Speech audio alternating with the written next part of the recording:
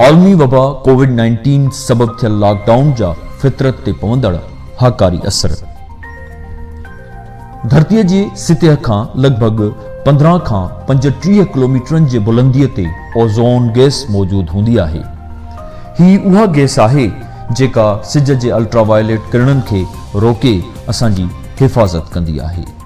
धरतीअ ते मौजूद आलूदगीअ सबब ओज़ोन गैस वारे तह में सोराख़ पैदा थी पवनि था ऐं इहो तह कमज़ोर पियो थींदो वञे, जंहिं सबब सिज जा उहे ख़तरनाक किरणा धरतीअ जे मथां छिरे ते सिधी सही रीत पहुची वञनि था।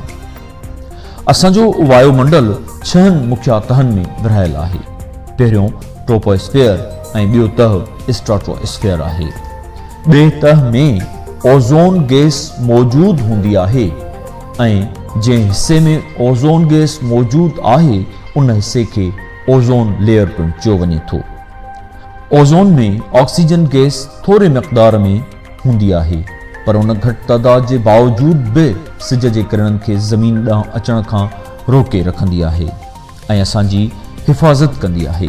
पर असां सभु ॿुधंदा रहंदा आहियूं त ओज़ोन वारो तह छिजो थी रहियो आहे या उन में सोराख़ थियणु शुरू थी विया आहिनि, जंहिंजो बुनियादी सबबु क्लोरोफ्लोरोकार्बन नाले केमिकल आहे।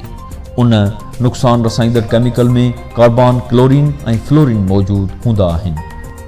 उहे केमिकल रेफ्रिजरेटर ऐं प्लास्टिक वारनि शयुनि में इस्तेमालु कया वेंदा आहिनि। जॾहिं क्लोरोफ्लोरोकार्बन ख़तरनाक किरणनि वारी हद में अची वञे थी त उन मां क्लोरीन अलॻि थी वञे थी, जेका वञी ऑक्सीजन सां मिली ऑक्सीजन जे हिकु हिस्से खे अलॻि करे छॾींदी आहे।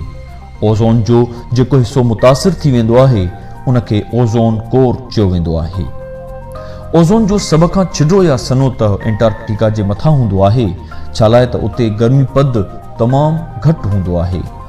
हिकु अंदाज़े मुताबिक़ क्लोरीन लेवल खे पंहिंजी असुल हालत में अचण में 50 साल लॻंदा, पर हिन वक़्तु आलमी वबा सबबु जॾहिं समूरी दुनिया जे सनअतुनि जा फीथा रुकिजी विया आहिनि ऐं ज़मीन तां सनअतुनि मां निकिरंदड़ उहे ख़तरनाक धुआं ऐं गैसूं न पिया निकिरनि त माहौल में आलूदगी पिणु तमामु घटि थी वई आहे, जंहिं सबबु यकीनन ओज़ोन ख़ुदि ब ख़ुदि रिपेयर थियणु शुरू थी वियो आहे। जिते इंसाननि खे कुझु तकलीफ़ूं आयूं आहिनि, उते फितरत में वरी कुझु बहितर तब्दीलियूं बि अचणु शुरू थियूं आहिनि।